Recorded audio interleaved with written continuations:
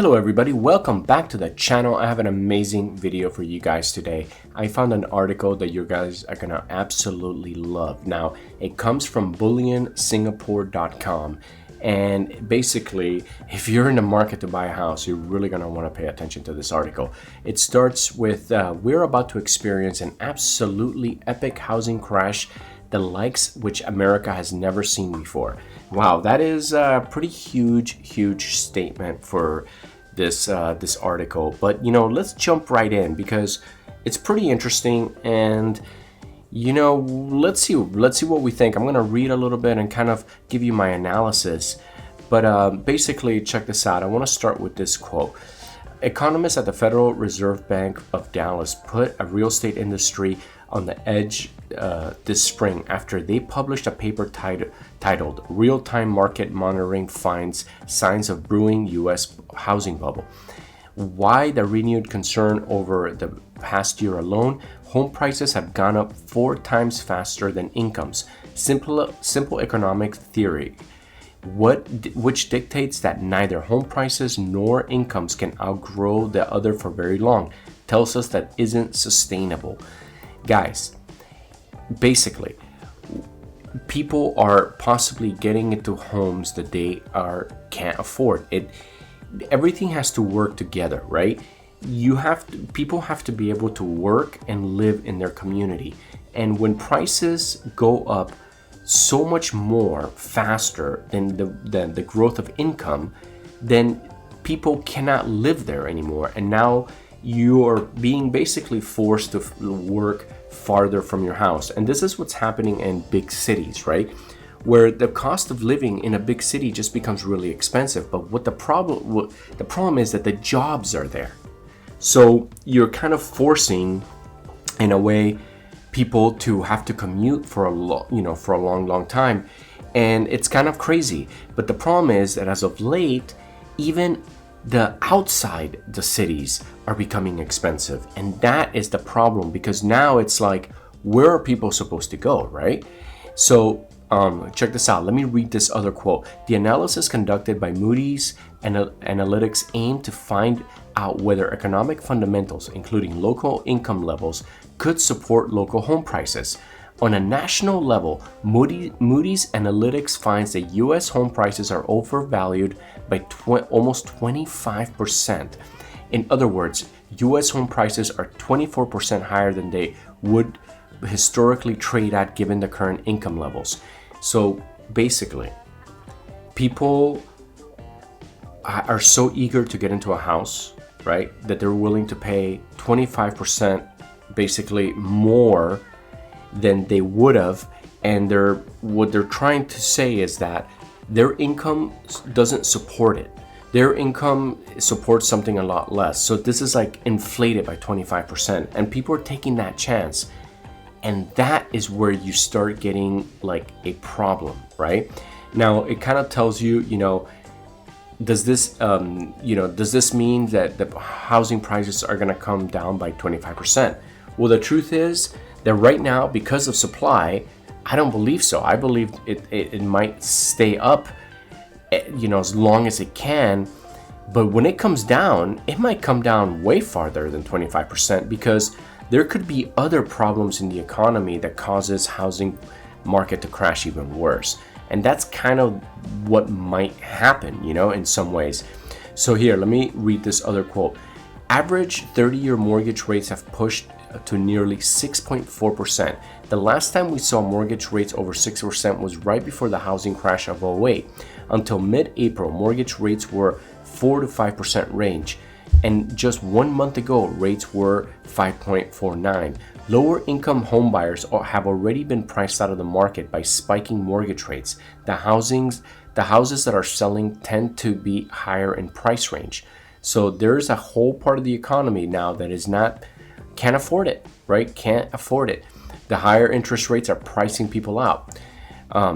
Air is hissing out of the housing bubble faster and faster every week. So basically, there's a little hole. Pending sales plunged in June, and the inventory of homes on the market jumped as mortgage rates continue to rapidly rise. Pending home sales plunged by 16% year over year in June. This follows on the heels of a 12% drop in May and 9% dip in April. June marked the 10th straight month of year-to-year declines in pending sales. And here it is. Look at this. The pace of California home sales plunged 21% in June from a year earlier as soaring mortgage rates took a bite out of buyers' interest. The state realtor groups reported on Monday. That is crazy. California, it's really expensive in California, and you're gonna see huge drops in very expensive areas. Before governors relaxed the stay-at-home orders 2 years ago, white-collar professionals were already fleeing their exorbitantly priced apartments in cities like San Francisco and Seattle. The biggest beneficiary of WFH home buying wave was undoubtedly Boise, where home prices skyrocketed 53%. You could even call it the poster child of the pandemic housing boom. So, when you got people from San Francisco that make a ton of money moving to Boise, Idaho, where people there probably make a lot less, and home prices skyrocket 53%, you could see that in Boise, a lot of people are going to get, they're not going to be able to afford their own town.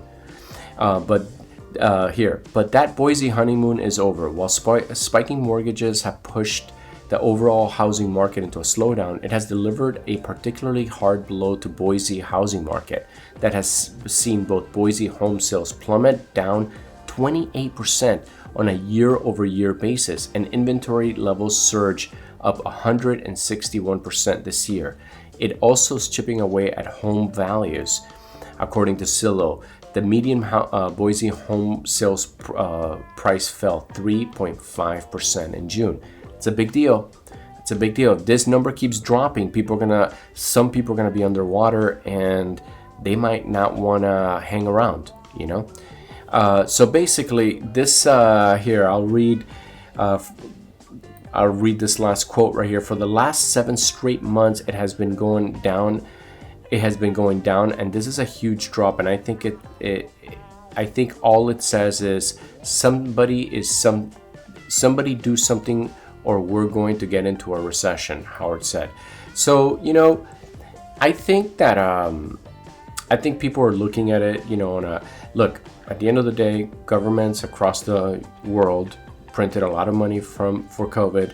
We had already been printing a lot of money in general, and now, we have inflation. And when we're going to tackle inflation, it is going to slow down the economy.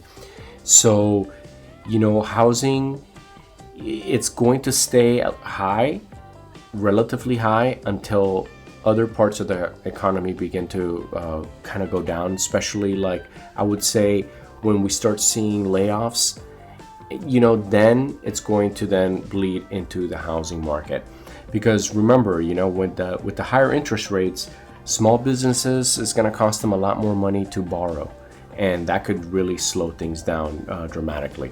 But anyways, moral of the story is this is the time to save, because if you are in the market to buy a house, you will probably have a great opportunity in the next, year to 2 years. So hold on, but the key is you have to be able to put the biggest down payment you could possibly put.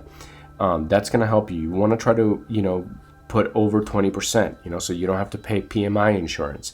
But anyways, I make these videos for fun. I am not a financial advisor. I'm here just to, kind of recap, the latest news in the housing market.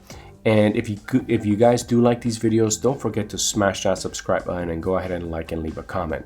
Thank you guys so much for watching. I love you guys, and I'll see you on the next video.